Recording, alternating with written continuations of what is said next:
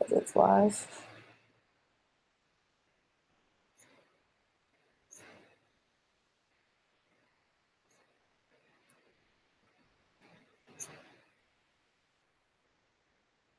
Okay.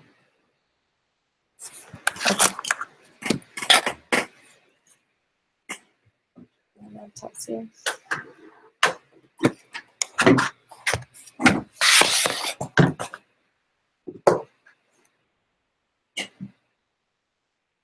There's one viewer, and that's there's 3 viewers.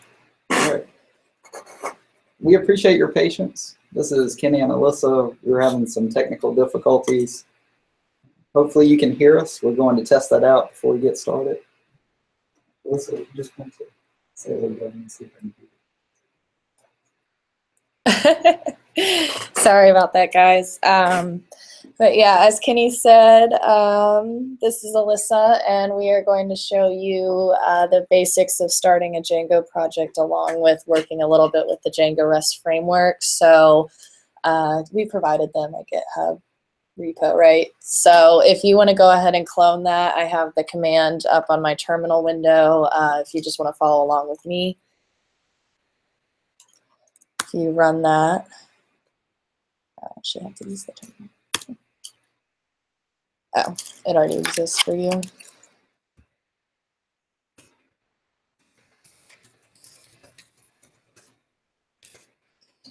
So if you clone that, you should see content similar to my screen once you get that up and running.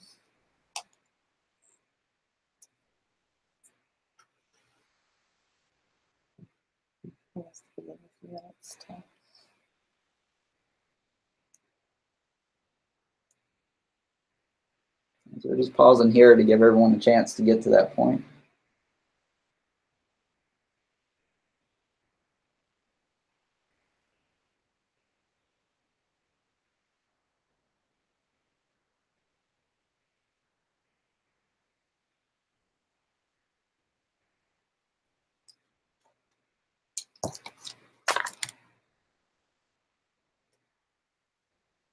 We do have the chat open. There's a tlk.io site in the Eventbrite invite if you happen to see that. So we have that chat open in case anyone does need to ask questions or make any comments.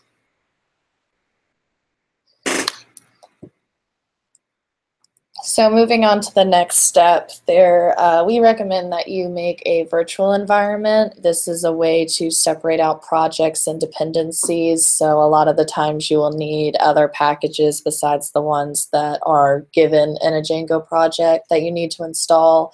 Virtual environments are an easy way to get a list of all those dependencies when you want to push them out to other servers besides your own local environment. So the command that you're going to run is virtual env and then the name of your virtual environment. I've already made one, but you can see it's called PyLadies for me. If you run that command, it'll set up a virtual environment. And then to activate it on a Mac, you'll do source PyLadies. Can you spell ladies, is that right? Then /activate. For Windows, it's going to be source, the name of the environment, so PyLadies, but the other /script/activate.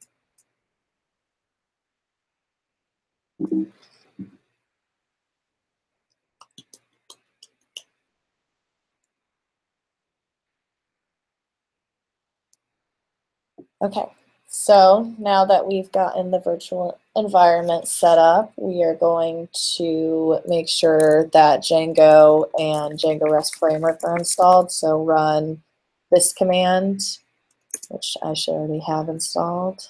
Or actually, no.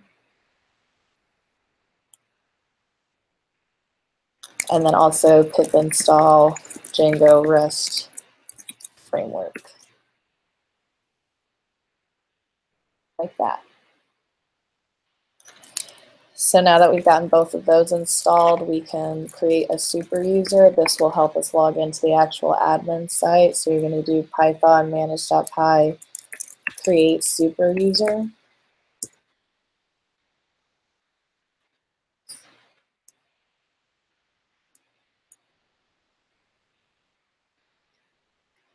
I did just install Django, didn't I?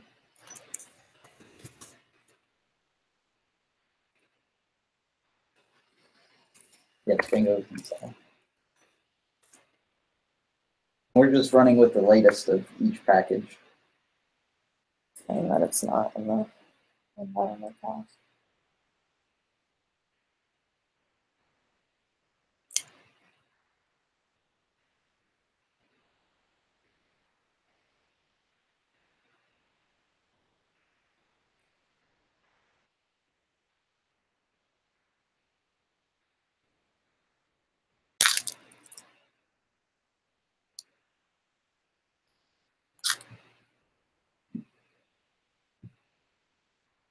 It's slower. Let's see if we can figure that out. It's an odd one.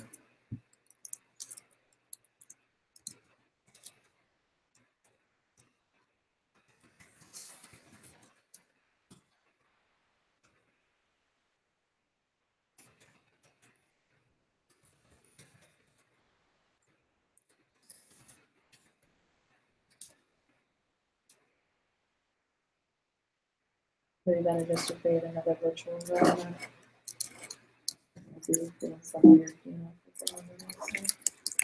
We'll do that. We're just going to create a new virtual environment. We're having a little difficulty with that one.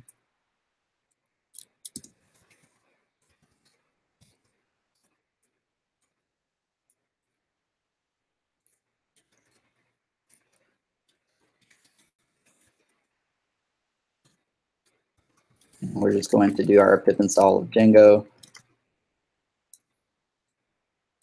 And pip install of the Django REST framework again.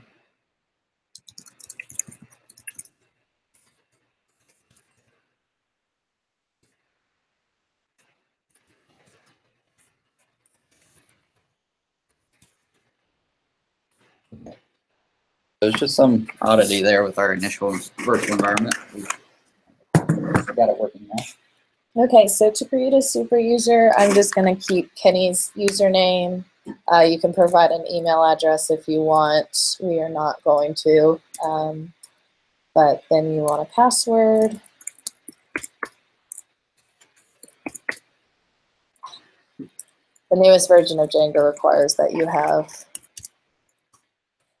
certain length password. Here's security restrictions in there. Yeah. We can use one of the common ones here. There we go. Oh. So now that we've had the super user created, we can start moving into actually coding for the environment. So I'm going to switch apps really quickly and bring up my Sublime text editor. So this is similar to the folders that you should see. Within the PyLadies demo, you'll see you have settings, URLs. Within the demo folder, you should have admin, models, tests, and views. So we're going to open up the models one, and this is how you create your schemas for the admin interface in the backend database. So we're going to make an inventory class. So we start out by declaring the class. We'll call it inventory. And then we're going to inherit models.models, which is a standard package in Django. So within an inventory, we probably want a count, how many of each of the items we have. We're going to make that an integer field. A name, which is going to be a char field. With char fields, you have to specify a maximum length. So we're just going to give it a length of 256. This could be a generic number, whatever you're choosing. Description thing, same thing. It's going to be a char field with a max length. We'll give it a bigger max length because of it being a longer column. And then for price, we can go ahead and actually use a decimal field to capture what an actual price looks like. We'll give it a max digit of 10 and decimal place. of 2. And similar model to cost, so decimal field, max digits, 10, decimal places, 2. And then if we want to make sure that the item's available, we can add a Boolean field and set a default to true. So this is how you set up the model. This is how you set up the backend schema for the database. And to actually get it to show up in the admin, you'll go to admin.py.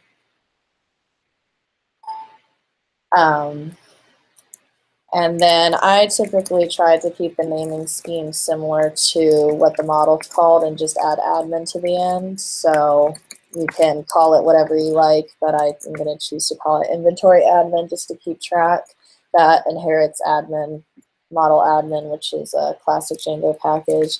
And then to get the model columns to actually show up, we'll just go ahead and include all of the model names here. Description, price, cost, and whether it's available or not. And then to get it to actually register, we need to go admin site, register, inventory, and then inventory admin, which basically says I want the inventory model tied to the inventory admin within the admin page.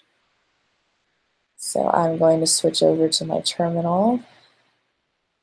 And in order to get the admin to pick up the fact that we did have a new model, we're going to run python manage.py, make migrations. And then we're going to do python manage.py migrate, which should pick up our new table. Do that. Oh, I have to add it to the settings, don't I? Or is it included? Migration mode. Is it supposed to be installed? Yeah, it's supposed to be installed apps. So one quick thing I forgot to show here is that within your settings file, under installed apps, you need to include the module name. So we're going to call it PyLadies_demo.demo, and that's saying this is where we want it to pull from.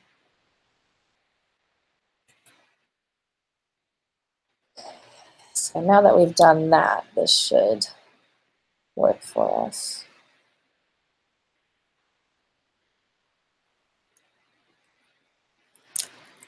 All right, so I'm going to run the command again. Oh, I have to add the model to the admin. So within the admin, I'm going to do from and call that module again, which basically just says get all the models from that Python file and import them here.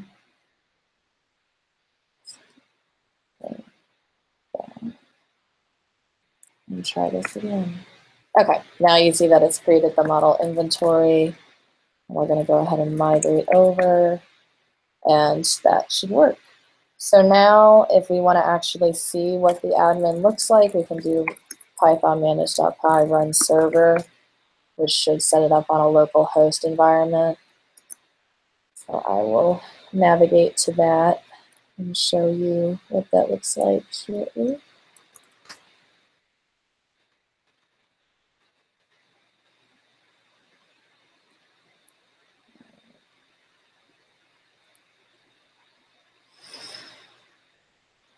So if you go to the address it provided in the bash window, you should see that your Django application worked.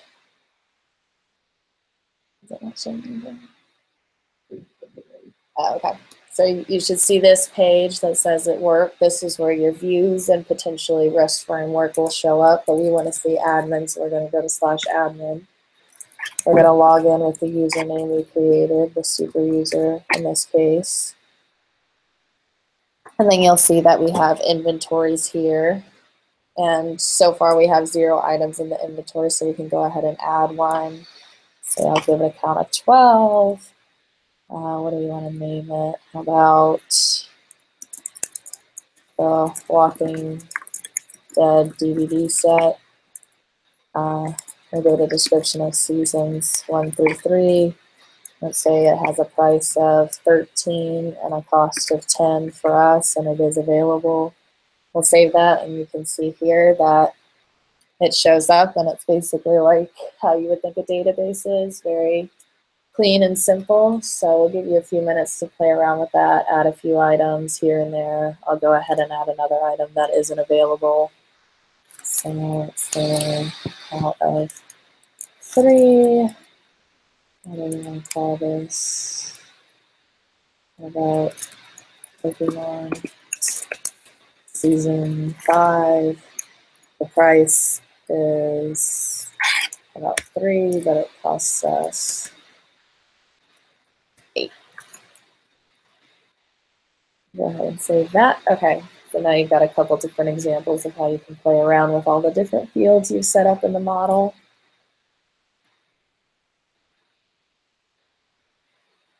And things to keep in mind here would be Django has this admin interface built in. We're not having to code how these forms are built. So for a Boolean field, it's showing up as a checkbox automatically. The decimal fields are showing up as decimal fields, of course. There's even an up-down arrow you can use to adjust pricing. We're just typing those in. And the char fields are showing up as text boxes. So Django is doing a lot of that just by default for us, saving us a lot of coding. Mm-hmm. So one other thing I want to show is Django with every table model will always add an S at the end, and as you can see, it makes this look very awkward. So there is a way to fix that. And I will go ahead and switch screens to show you how you can customize those names.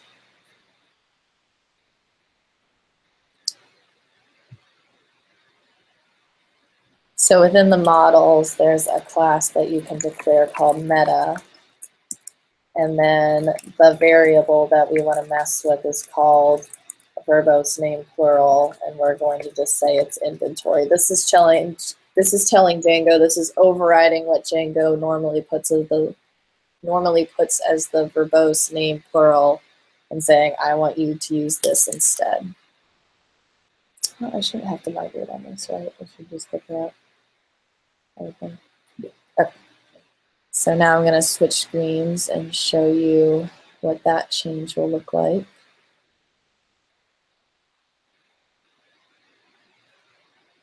And you'll see that it removed the S, and now it doesn't look so awkward when you go into that table name. Django also provides a lot of cool things you can do in terms of the admin. So besides just the classes or the columns on the model, you can also add your own unique classes. So let's say that we want to know what the profit margin is for what we're selling. So we can go back into the admin.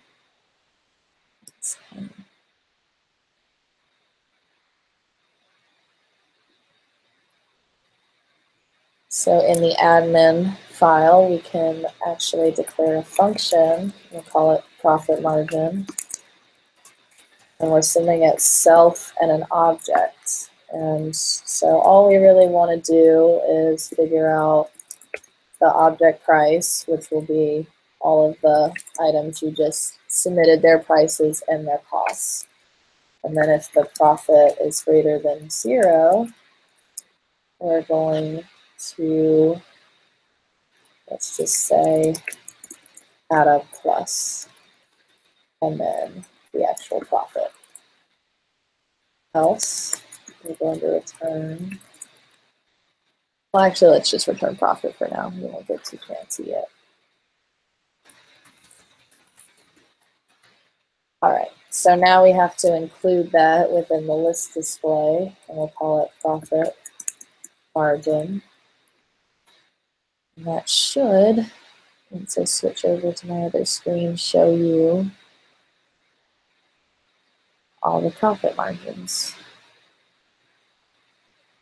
All right, so you can see here that it's calculated the different costs and shown them as positive and negative in the profit margin. One other cool thing you can do with Django is you can also customize the HTML. So let's say that doesn't really strike me that much if I'm trying to look at where we're losing money. It takes extra effort for my eyes to locate that negative sign. So especially if you have more entries than just two. So I'm going to show you how we can make that look a little bit nicer by adding some custom HTML to the tag. So let's say if the profit is greater than 0, that's a positive profit, and we're going to turn an actual HTML tag and give it a background color of green.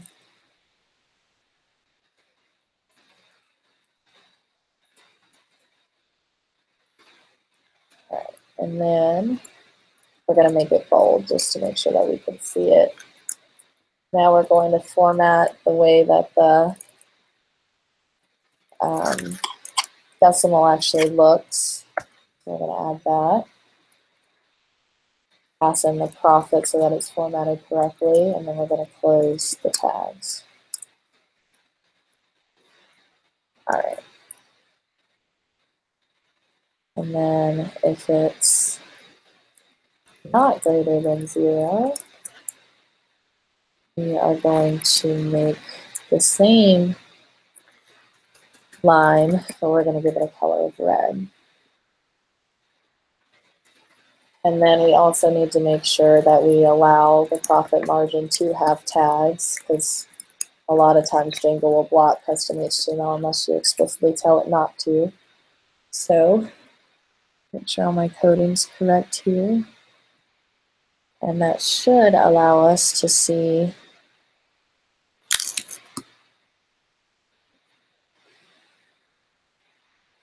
a more customized admin. Okay, so you can see how now this is very striking to me when I come in and see that we are clearly losing money here.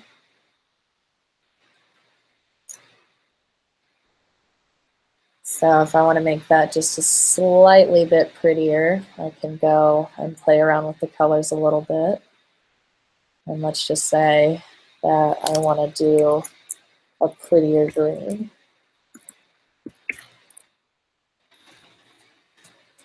And a prettier red.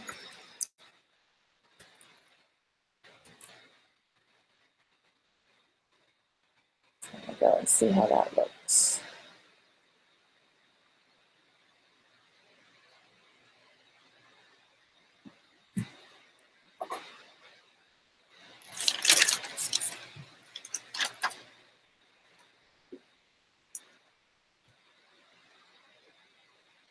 All right, that looks great. So as you can see, you can do this with pretty much any column that you want, add custom HTML to make it look a little bit nicer. You can also sort the columns as well by name, by description. Django has its own custom filtering, but that's a brief introduction to the admin. And then if you want to build even more models under this demo category, you have the code to expand it. And so all you have to do is build in the model first, add the admin, list what you want to display, and it should pick it up as soon as you make migrations. So I'm going to toss it over to Kenny, who's going to show you the Django. Thank you, Alyssa. All right. So I've got to switch the application to Sublime. Alyssa's helping me figure this out. Yeah, anytime that you want to stop sharing, you just say stop, and then you click on that application window, and then you can click at the time. Thank you. I'm not going to type this in, but better than seeing putting words in the matrix. All right, so we're back in the code. Just a little introduction of the Django REST framework. It's a package built on top of Django to allow you to, in my opinion, quickly and easily build REST APIs. There's a lot of things that are built in just out of the box you can use. But if that doesn't meet your specific needs, there's a lot of customization that you can do. So the first thing we want to do is actually activate the REST framework within our project. And we can do that from the settings file. We're going to need to add that to our installed apps, which is just going to be REST_framework. We'll add that. The next thing we'll do is come down just under installed apps. It really wouldn't matter, but we're putting it here for convenience. And that's an entry on the REST framework to set some global values. So one of those being default _permission_ classes. And it's going to take a list, and within that list, we're adding rest_framework.permissions.isAdmin. This should be the default, but we're adding it here manually just so we can come back and adjust it. We're going to add a page size of 10. This will be used if you make an API call, maybe a GET call, and it returns more than 10 results. Well, in the browsable API, it should limit that to just 10 per page. We won't get into that, but certainly if you add more data to our inventory model, you'll be able to experiment with that on your own. All right, so now we've got this in our settings file. The next thing we need to do is create a Serializers .py. So I'm just going to separately touch to create that file. It's just running a touch command on Linux terminal here.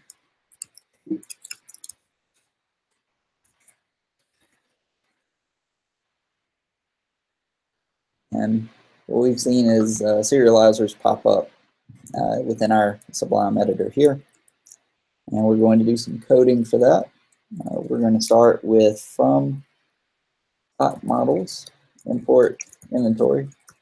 That's just another way to say I need to pull the inventory model from the models class or file.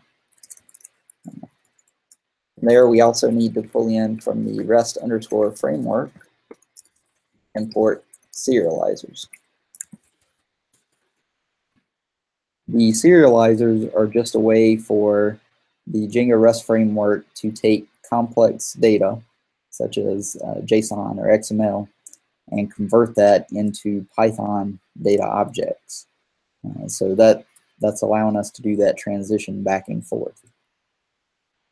By default, the Django REST framework is going to support JSON, but outside the scope of this tutorial, there are options of including XML and other data formats. Right, so we're going to create a class, inventory serializer. And it's taking in or extending the serializers .hyperlinked model serializer. And as the name would suggest, this is a serializer for a Django model, and hyperlinked, it's going to create a hyperlink or URL for us by default. And we'll see that in action. So for this, we do need to define attributes in the meta class. So we're going to set the model to be inventory. And then we need to set the fields that we want to show up. So these would be fields that are available on the model. We're actually going to use URL because that's going to be generated for us by default from the Django REST framework. The other values we're entering here map directly to the inventory model. So here we're going to choose to show count, name, description, and available. So we're purposefully leaving out price and cost right now. So that is intentional. All right, so we're going to save those changes. The next thing we need to do is go into our views file. And within the views, we're going to, initially we're going to look to build our own what's called a view set to enable a get functionality for our API. So we want to have, for the inventory model, a way for users to make an API call with an HTTP action of a get to see the list of our inventory or specific data for an inventory item. So we're going to need to pull in from models, import inventory. From serializers, or .serializers, it's in the same directory.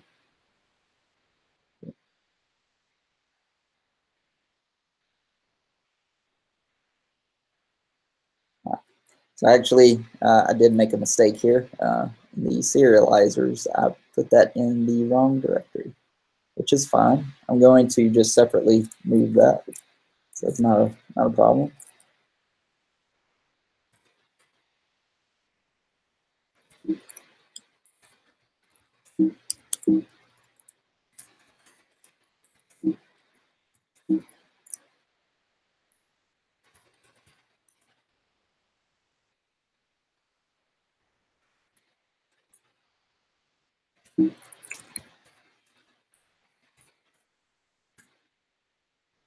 I moved that and corrected it. I apologize for that. All right, so now back to views. We're doing from .serializers, and now .serializers is referencing a file within that same directory. We'll continue to import the inventory serializer.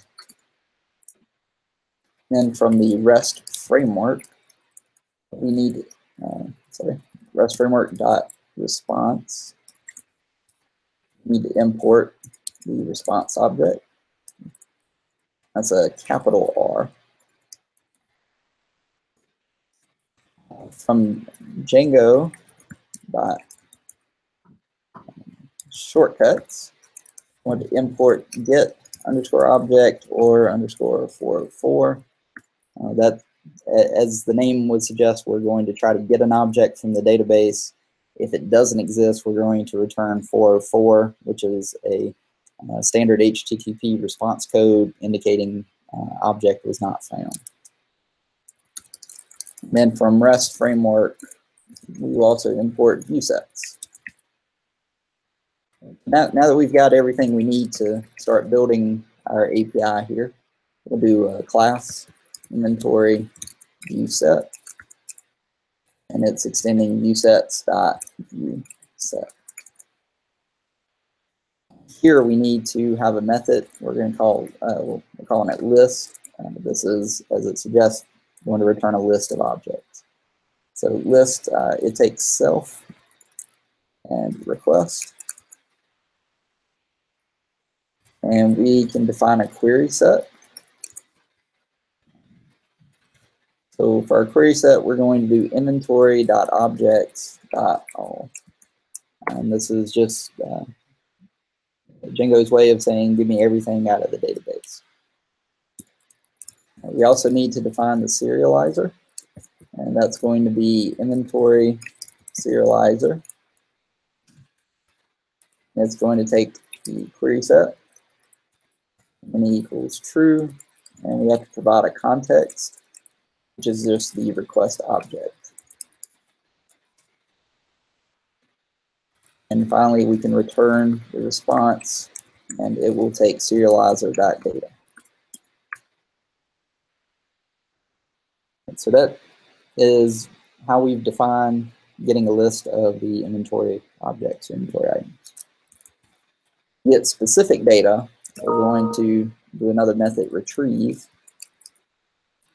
It's going to take self, request, and primary key, so PK for short. We're going to default to none. That's if someone tried to make this API call and didn't give us a primary key, we're just saying, okay, we got none instead. So query set here needs to be defined again. Here we'll just go ahead and do everything. So inventory.objects.all. You could, as an independent action, change that query to filter on available equals true. And then you'll only see inventory items that are actually available. And for our purposes, we've defined 2 objects. We'll just go ahead and show them all. We're going to do item equals get object or 404. And that is going to take the query set. And we set the primary key. So pk equals pk.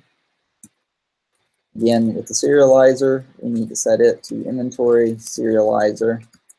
We're going to take item, context equals request. And finally, we return the response for serializer.data.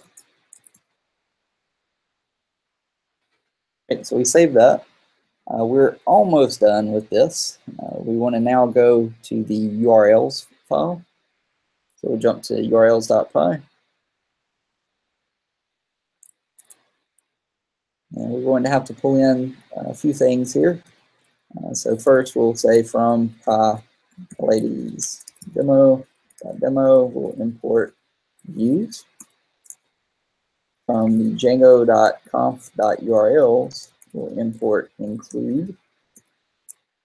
And from REST framework, we'll import routers.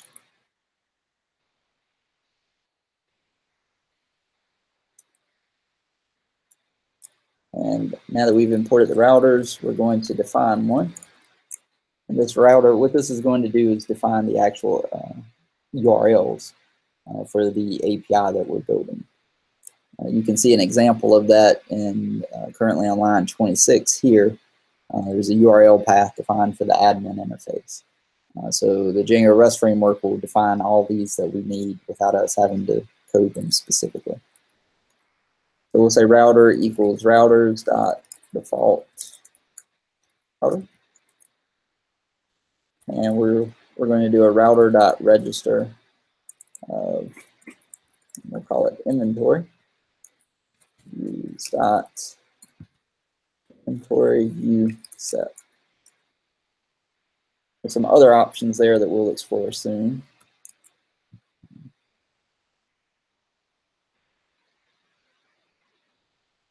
At this point, if you've completed this coding, you can return to the web browser for localhost 8000, and you'll be able to see the browsable API from the Django REST framework.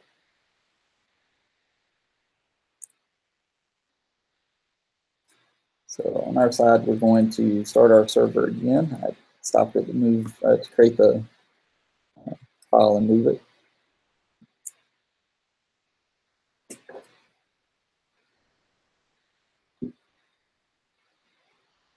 And it looks like I may have had a typo in settings because I did get an error. So let's revisit the settings briefly.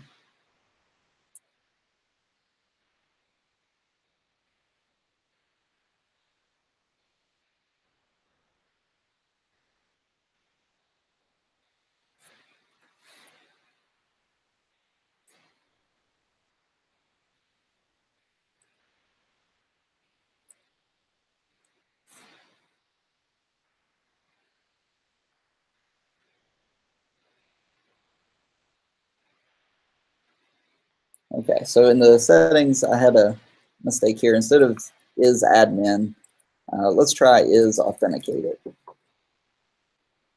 So what this is going to say is for anyone to access our API, they have to actually be authenticated into either the browsable API web page or provide authentication credentials when they make an API call.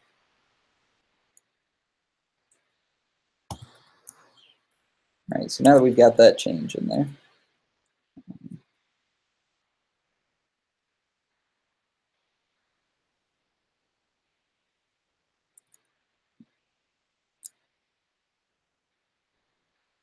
and looks like I had another typo in URLs. We're just going to go back there to the router. And we're going to add a base underscore name equal inventory.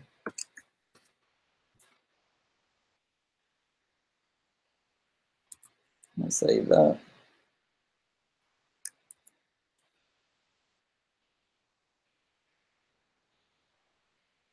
All right, that should work for everyone. Let's go ahead and test that out here.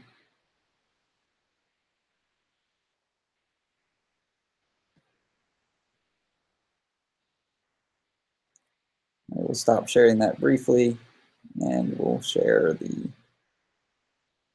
browser.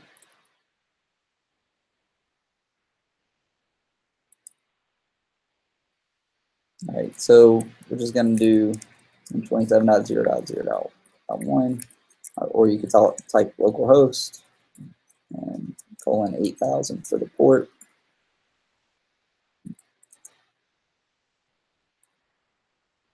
And so it didn't seem to pick that up. Let's double check.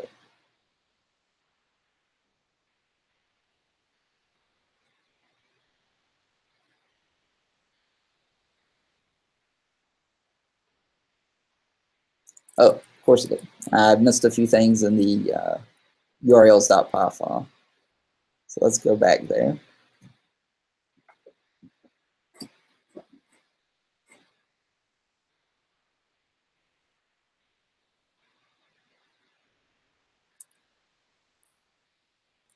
All right, so we've got to add a couple of specific URL patterns here. Once again, we're not having to define everything for our REST API that we're building. These are just the basics. So we're doing URL, root, and include router.urls. And then we've got to do another one for, we're going to do API-off and include REST_framework.urls. Namespace is going to be REST framework.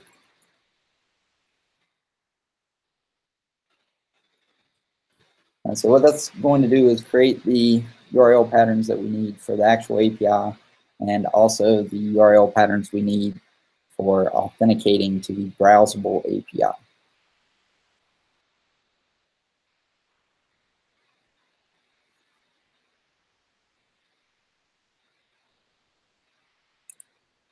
All right, so we will test that out and switch back to the browser.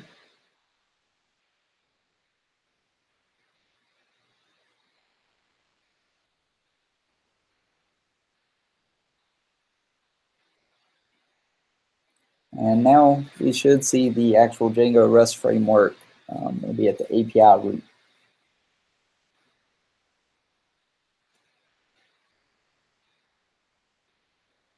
And here we can see the inventory that we created for that API. As a link there. Other things to point out, it shows that this was a GET call. It shows us HTTP 200 OK, so standard response code. It's showing what methods are allowed for this API call. Content type, as I mentioned before, it's going to default to JSON. It's JavaScript object notation. And that's there. So let's go ahead and click the link for inventory. And we can now see we actually have a list of all of our inventory. On our side, that's just the 2 items we created. Anything that you created, you should see all of it listed here.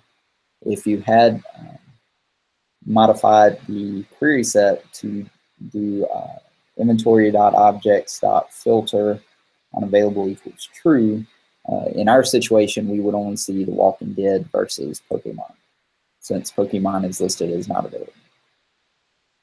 We also see that URL is here, and that's if we want to see specific information on that one individual item. So if we click on that with Walking Dead, we can see that it worked. We also see, we back up here, this was a GET call to /inventory. The GET to just / the root said these are the different APIs that exist. Once we looked at GET /inventory, that gave us a list of all inventory. Once we looked at a specific entry, this PK, or the PK that we use primary key of 1, that's just the ID representing the row that has this entry. So it's pulling that from the database. So it's giving you all this in the browsable API, which is great for just testing out your own API. If you build an API and someone else wants to use it, if you can point them to this browsable API, they can learn how your API operates, what data it requires to take, what data it sends back in the result response, and then they can code to it versus having to code first and then learn. We'll also see I didn't have to log in here, but I could log out, log in. That would be an option.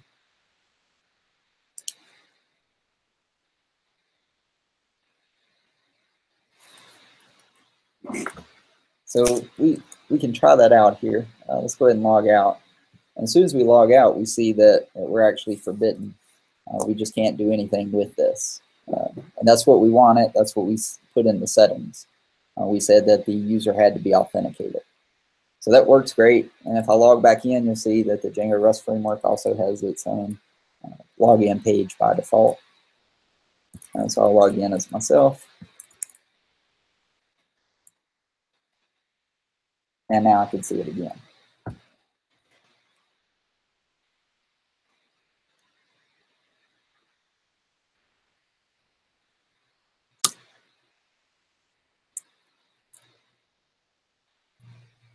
All right, so let's say that we didn't want to do that. So I'll log out again and switch sharing back to the code. Let's go back to settings. And where we said it is authenticated in the Rest framework default permission classes, we'll change that to be allow any. So that's capital A allow, capital A any. And then save that. So what we're doing now is we're going to say, okay, we'll define whatever API we build, and anyone can access it, get any data they want, which in some cases you may want that, in some cases you may not.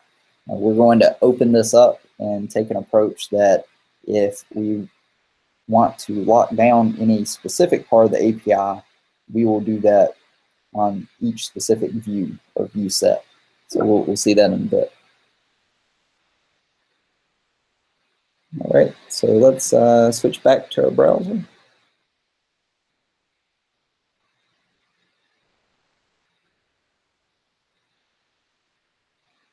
And we'll just refresh the page.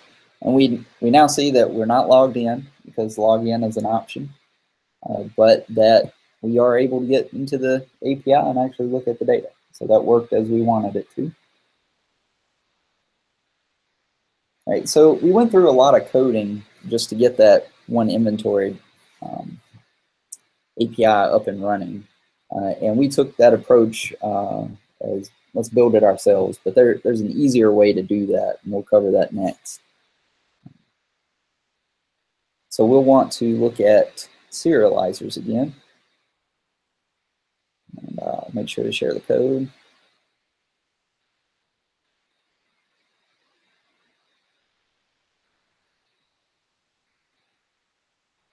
And looking at serializer.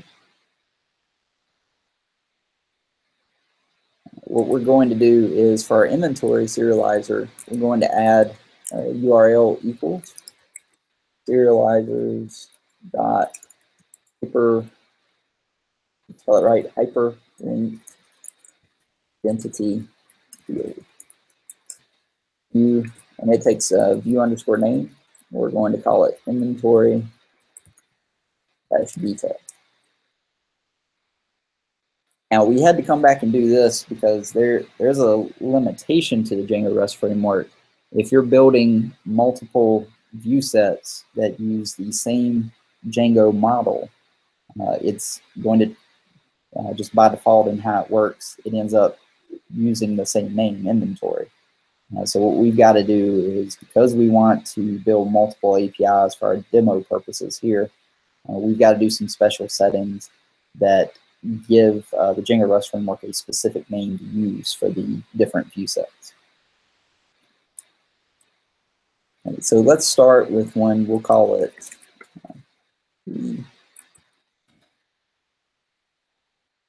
Call it basic inventory serializer.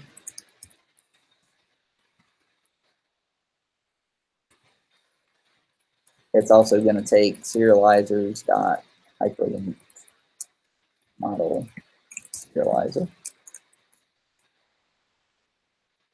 And we're going to have to define a URL again. Serializers hyperlink identity field. View name. In this case, we'll call it basic dash detail, if we're calling this our basic inventory. And again, the class meta. And here, if you wanted to copy and paste, that would be fine. I'm typing it out just for time purposes. Hopefully give people a chance to catch up on that coding. And we'll set the fields equal to URL, count, name, description, and available. And just to make this one different, we can add in the price.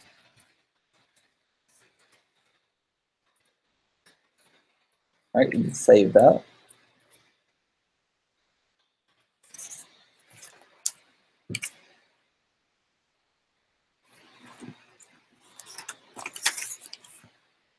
Okay, so next we need to go back into views. We'll have to do a new view set. So for this new view set, we've got to do another import. I'm just going to type it in here. So from .serializers, we're going to import basic inventory serializer, which is what we just defined. And our class, bring that up here, is going to be basic inventory view set. And say view sets dot read only. That's capital R, capital O, model view sets. So each word capitalized at the first letter. We'll say query set equals inventory dot objects dot all. And we can add here, let's say for the basic one, we'll actually do a dot order underscore by name. So now they'll be alphabetized. Not something you have to do, but it just shows some of the flexibility that this query set is defining what the API is returning and how it's returning it. So we'll do a serializer class is equal to basic inventory serializer. And we can save that.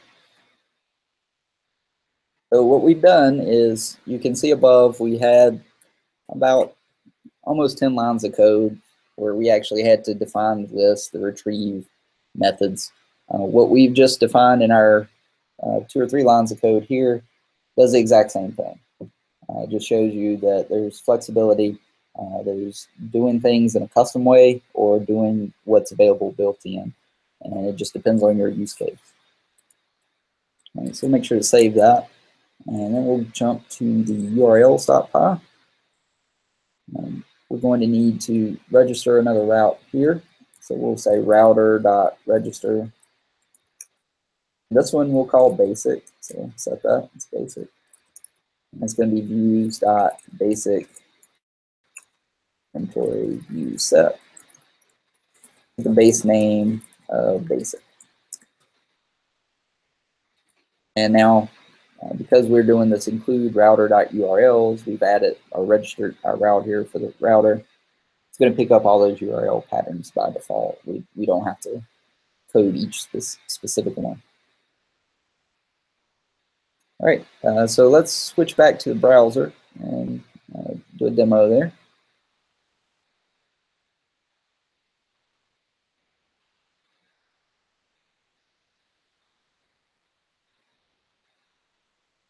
Okay. So if I go back to the API root, we're actually going to see that basic is now showing up.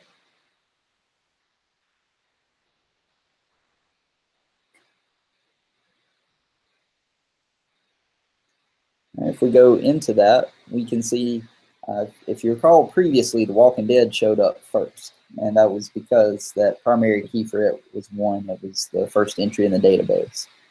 In this case, our query set, we're ordering it by the name. So Pokemon showed up first, and The Walking Dead showed up second.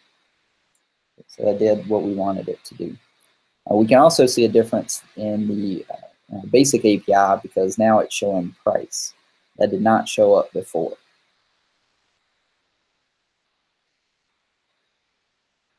And so in this case, if you were building some kind of store and you wanted other companies to be able to display items that you had available prices, this would be a way to give them a specific API into your data.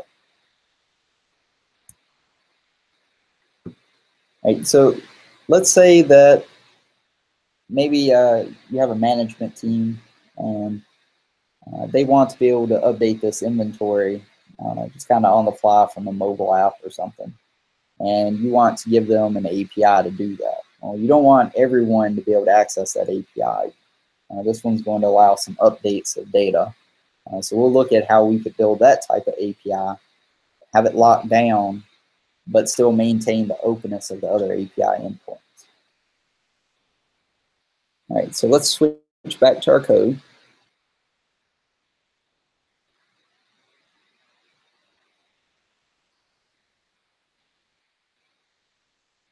All right, so now that we're back in the code, let's look at serializers again. And we're just going to do a new one, a new class here. We'll call it manage inventory serializer. And for the most part, it's the same as everything else we did. So if you prefer just doing a copy and paste, that's fine. Be sure to point out the differences. For our URL, we're doing our serializers.hyperlink identity field. And here the view underscore name is going to be, we'll call it manage-detail. And then we'll do a meta class and set model to inventory. And also in the fields, I'm going to do something a little different here. We'll keep the URL, count, name, description, price, and cost. We're going to put that information in there and available. So difference here between basic is we've added cost. Difference between this and the original inventory serializer would be price and cost. All right, so we'll save that.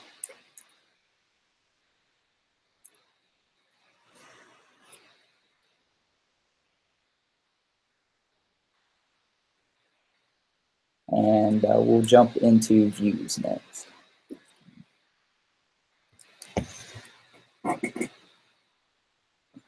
Yep. Alyssa's going to see if we can get a power cable before our laptop dies. So we'll keep going in the meantime. So we're going to jump into views next.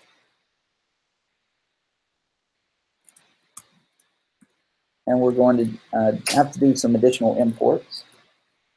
And getting plugged in here so we can keep the action going.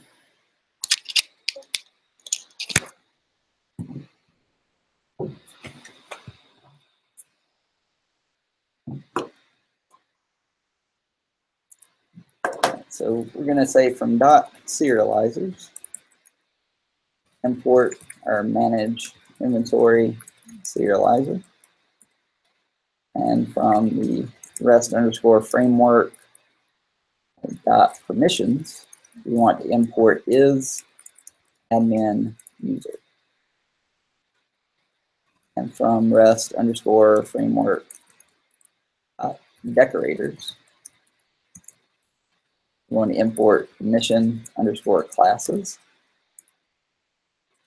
And finally, we're going to create our viewSet class. We'll say at permission underscore classes to use our decorator. And it's going to take a tuple. And inside of that, we're going to say is admin user. What that's going to do is we're saying for this view set we're about to define, it should only be available if someone's an admin user, and they're an admin user if they can access the actual Django admin. All right, so we'll now define that class. Manage, call it manage inventory view set. View sets dot model view set.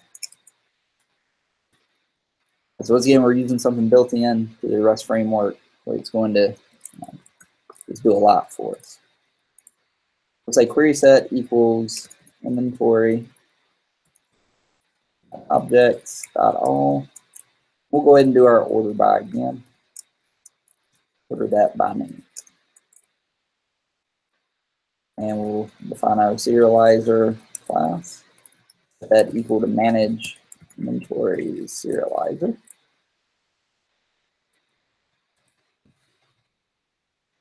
And we'll have to make some changes in URLs. So we'll go back to there.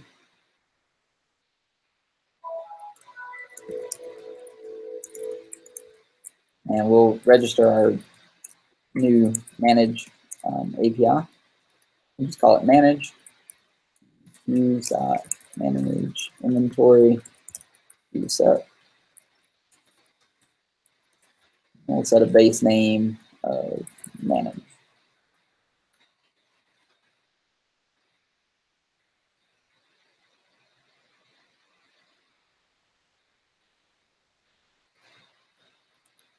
All right, so now that we have that, let's give it a try. Share the browser.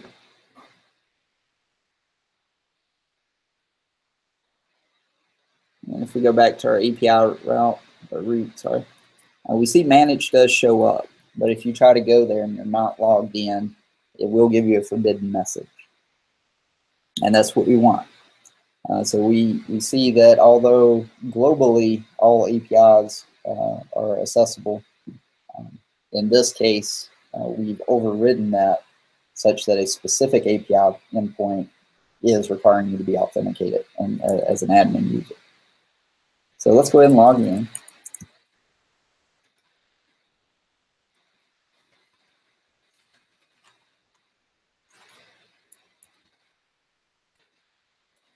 Right, now that I'm logged in, I can actually see the data that's here. And that's what we wanted to see. So we'll say previously that I was looking around in the admin, and I see that we're losing money on this Pokemon item. And as one of the official managers, I've decided that, yeah, we really don't want to keep selling something we're going to lose money on. So I can go into Pokemon. I could make some updates here, and then I could do a put. So let's say that maybe I just want to mark this as, we'll call it Pokemon Moon. Maybe that was one of the recent ones. We can do a put action. That's going to work. Because we're doing a model view set, we have more than just the get action. We have the put, post, delete. We could create new items with a post call. The put is letting us do an edit. But we can also do a delete. So now if I just say delete, I do get a message, hey, do you actually want to delete this? I'm going to say yes. So we've got our delete. If I go back to our inventory view or inventory list, we see that Pokemon's not there anymore. And maybe some managers were abusing that, deleting things, and upper management said, whoa, whoa, whoa, we actually want to put some other process in place to delete inventory. Maybe this manager shouldn't have deleted it, they should have marked it as not available. So we can put a restriction in to prevent that delete. And so we'll go back to the code to do that.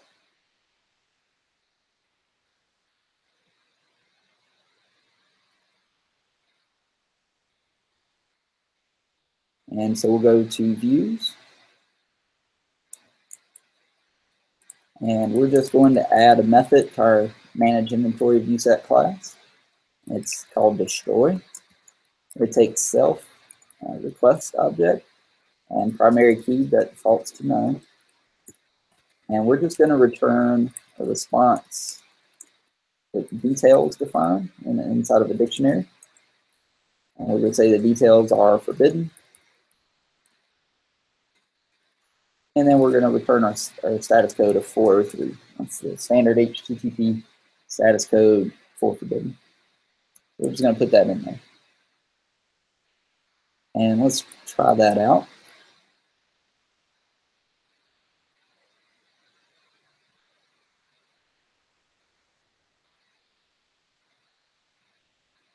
Right, so I'm just going to refresh. And now I'm going to go into The Walking Dead, and I'm going to see if I can delete it. And I see that after I tried to delete it, I got a 403 forbidden, which is what we wanted. So now this API, if someone tries to delete it, you've just overridden the model view set, the default package inside of Django REST framework, where it would do that delete action. And you've said, no action there. We're just going to say, hey, you can't do it. And if I go back to the inventory list, I see that, yes, it does still exist there. And this concludes what we've put together for the tutorial. I'll take a quick peek at the chat. I do see a missed message there, so we apologize for missing that one. We're working in Holly's demo there. See if that helps. We do appreciate the opportunity from PyLadies to give this tutorial. We hope we didn't go too fast through this, but at least the video will be available so that you can go through it at a different pace if that helps.